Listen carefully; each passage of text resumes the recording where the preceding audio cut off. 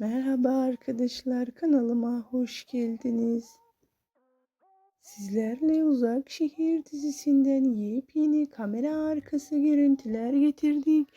İşte o görüntülerden birkaç tanesini sizlerle paylaşıyoruz. Arkadaşlar, pazartesi yayınlanacak dizimizi lütfen kaçırmayın. Bakalım Boran, Aliye ve Cihan ikilisini ayırmayı başarabilecek mi?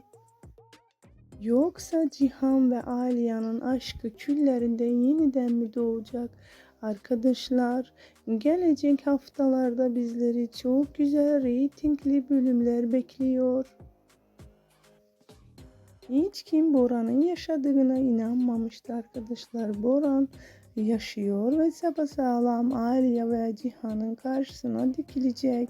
Boran işte konaktan çekilişlerde birkaç tanesi kamera arkasına yansıyan görüntüler. Şunu da belirtelim ki Boran dizimizde 3 sahne rol alacak. Arkadaşlar, sonra Boran İstanbul'a gidecek. Sorularımız bunlardan ibaret.